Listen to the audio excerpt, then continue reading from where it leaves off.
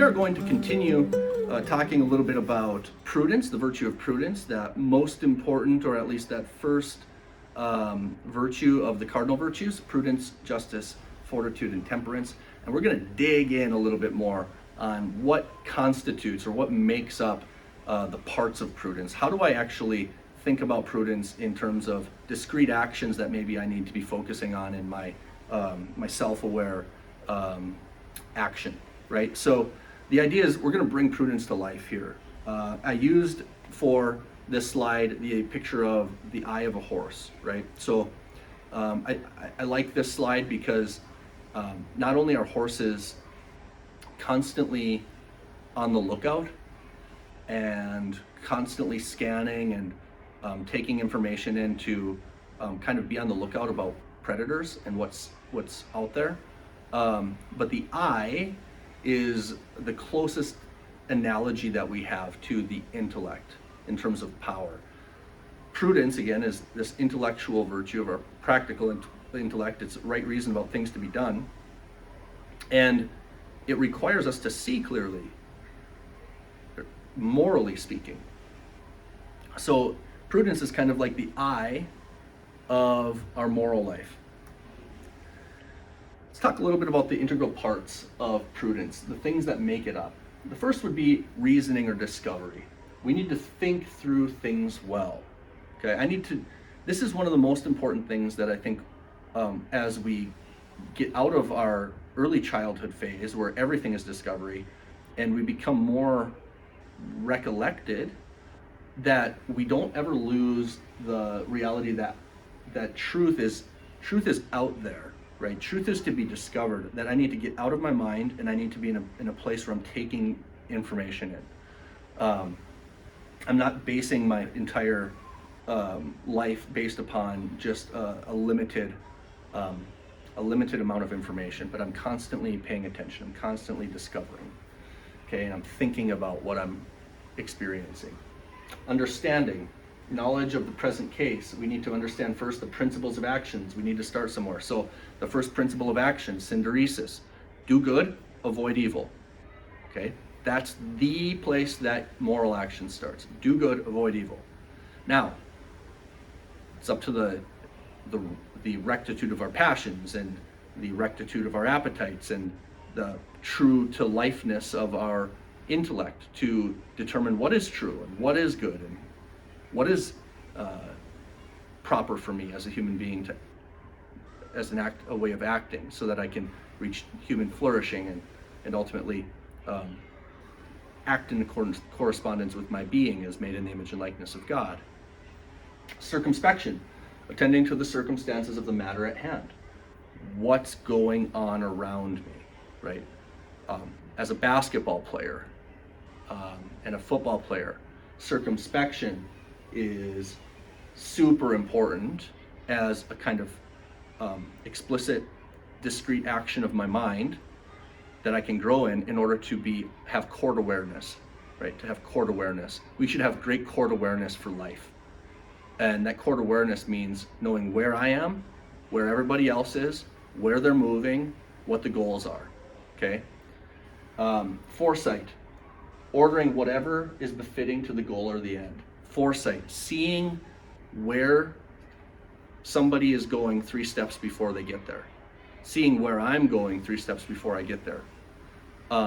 Having the ability to see kind of from 30,000 feet how it's all flowing together, right? What are the obstacles that I could face? Docility, knowledge through teaching. One of my favorite moments when we were learning about prudence in seminary from a good, wise old Dominican was, he said quite simply, stupid people learn through experience. Smart people learn through other people's experiences. I thought that was great. I thought that was great because we hear so many times, well, you got to learn by experience. Experience is important, but experience is not even the best teacher if you're not prudent. There are many people who have a lot of experiences and don't learn anything from it, right? The best teacher, the best, the quickest way to get to a place of human flourishing is to skip unnecessary faults and foibles because I have listened and been docile to somebody who knows better than I. And so experience as a teacher needs to be contextualized. It's not the be all and the end all.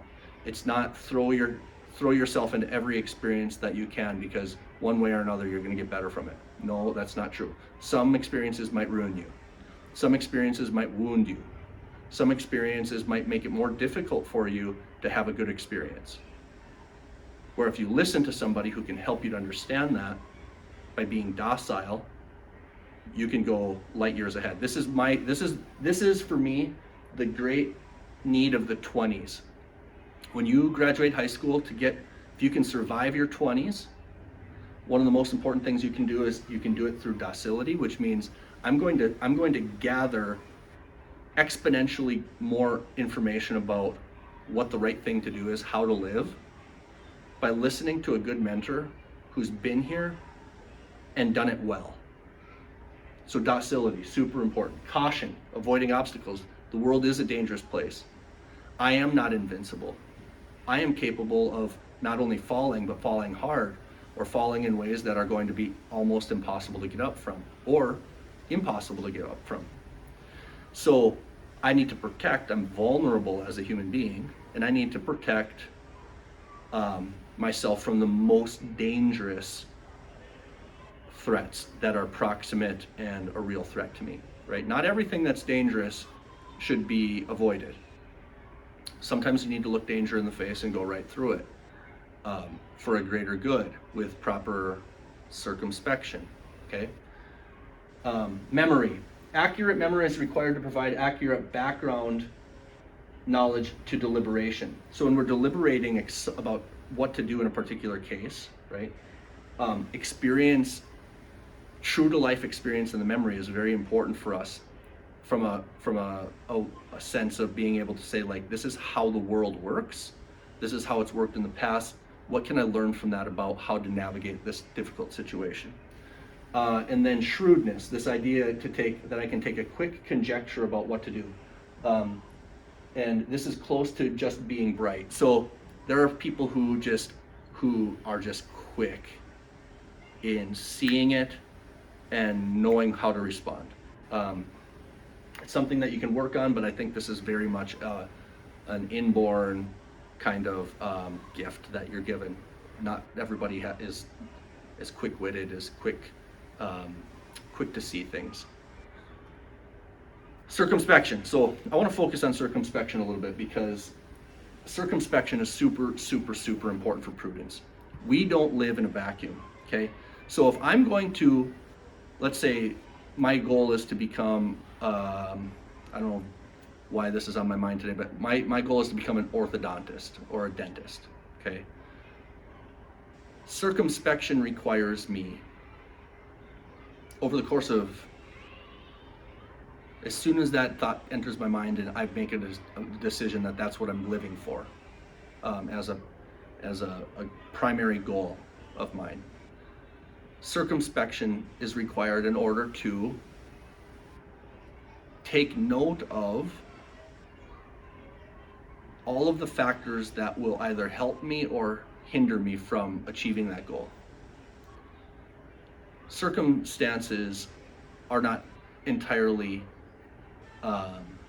unimportant in determining the outcome of whether or not I achieve or don't achieve what I'm trying to get to. Failure to take circumstances into the deliberative process will leave you without information that may be very important for you. For example, you can want to be a dentist or an orthodontist all you want, but if it hasn't occurred to you, or you haven't paid attention to the fact that in order to do that, you need to get into dental school, and it's required for you to get into dental school to have a certain GPA, certain standardized test scores, certain academic proficiency, a lack of serious trouble on your record, you're going to live differently if you know that versus maybe if you don't know that. And if you're not paying attention to the circumstances required to become a dental student, then you might make some mistakes that just make it impossible for you to achieve your goal. Now you're going to have to find a new goal. So circumspection, super important. On a more, in a smaller way, if I am trying to teach a class and I'm not paying attention to what the students are doing, what are the chances that I'm going to be effective in actually communicating what I'm trying to accomplish in class? Not very good, right? So it's not just about what I'm doing, it's about what everybody else is doing too. So circumspection, looking around, taking account of not just what is happening with me, not just what I want to do, but all of the influences that are going to touch upon my ability to do it.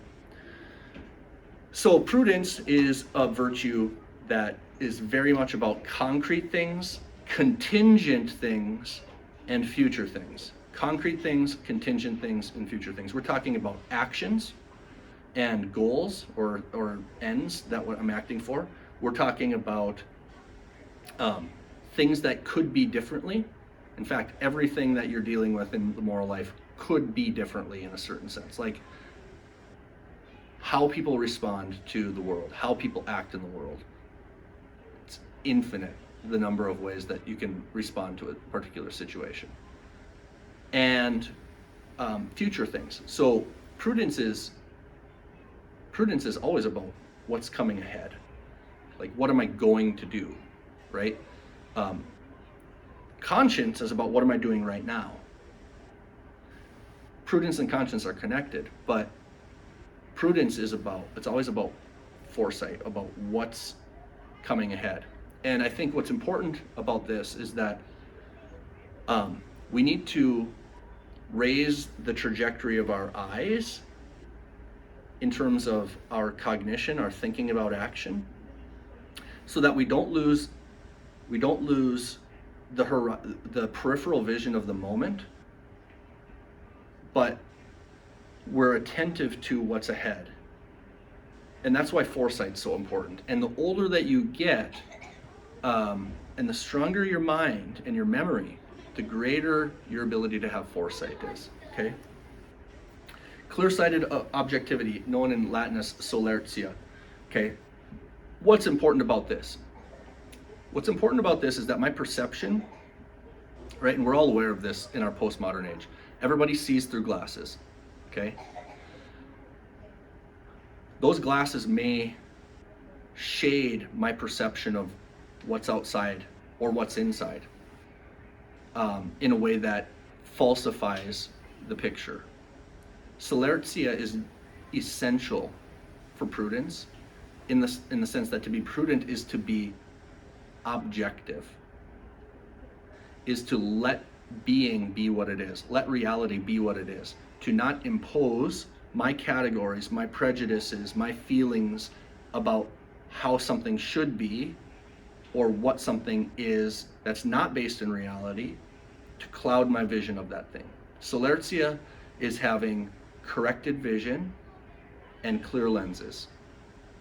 Corrected vision and clear lenses with regard to what I see. Now, we live in such a skeptical world today about the objectivity of things that you might be thinking to yourself, oh, that's impossible. Everybody's biased. Yeah, probably everybody, most definitely everybody is weak and subject to the falsification of reality and their own perception based upon darkened intellect, fallen will, prejudices and desires for things to be a certain way when in fact they really aren't, rash judgments, lack of humility, lust. There's all sorts of things that shape and contort our perception of things. It doesn't mean though that you can't work towards greater objectivity in your vision of things. And that's what the virtue is about, right? It doesn't mean that there isn't an objectivity just because we suffer from affected perception. What it means is that we need to be ruthlessly concerned about overcoming and undermining my own prejudices, becoming aware of the places in my cognition of something or my memory of something that I have twisted or imposed on what the meaning of that situation was or what happened there. Now, who of us can't think of situations in our life where, as you look back on it, it's your anger that made you, or your fear, or your whatever, that made you interpret a situation in a particular way.